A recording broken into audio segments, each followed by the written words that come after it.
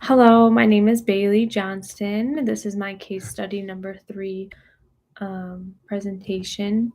So, to start off, I'm going to start by giving some client information. Um, I'm going to use the initials of BRHA to describe my client. He is 6 years old. He has an ASD diagnosis. He's nonverbal and he uses an AAC device using LAMP. Some behaviors of concern include aggression, which comes with biting, pinching, scratching, and he does engage in pure aggression. So to start off with the task list items, I'm going to talk about B14 and B15 stimulus equivalents for verbal operant of tact. So with stimulus equivalents, if A equals B and B equals C, then A equals C. So A equals B would be the trained stimulus, as well as B equals C is trained, and A equals C would be a derived stimulus because we are not teaching that. So, for example, we're trying to teach my client to tact car. So we're going to use a 3-term contingency and give the SD, and he's going to respond, and then we're going to give him reinforcement. So for reflexivity, we're going to use an identical visual to an identical visual, give him the SD match car. When he matches car, we're going to give him reinforcement to increase his behavior of matching the car. For symmetry, we're going to use an identical visual to the word. So this is going to be our B equals C. So we're going to give the SD find car, and he's going to find the visual and be given reinforcement. And then next is the derived A equals C.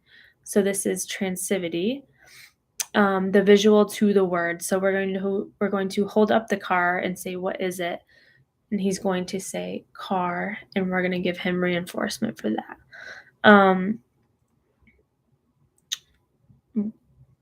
When we're teaching this, our hopes are to generalize the skill, so we have more derived stimulus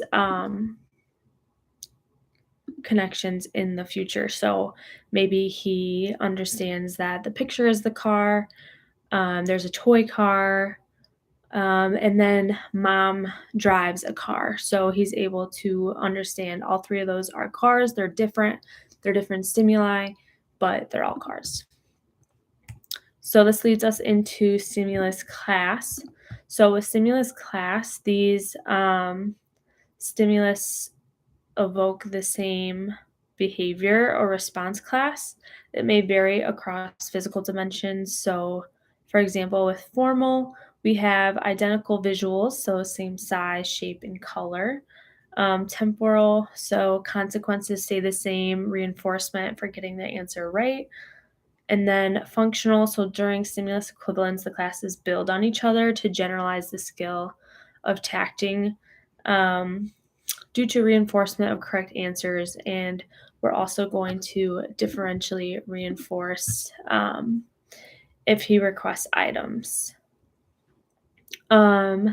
Since he learned that what a car is, and he can tact car, he can label car, he's able to request for a car now. So he will ask for cars if they're missing. So maybe I get out the car track, he's able to request, like if I say, oh, what do we need? He'll say a car. So he's developed those skills, which were derived as well. So that's just one of the great things about stimulus equivalence, is that it can lead into those requesting. Like he's requesting things he never knew he could request before. So it's really cool to see him generalizing that skill. So with arbitrary stimulus, they don't look alike but evoke the same response. So kind of going back to stimulus equivalence, A equals B, B equals C, and A equals C. So those are all different stimulus classes that don't look alike but give off the same response. And then at the end of my presentation, I do have a couple resources. I did review the articles.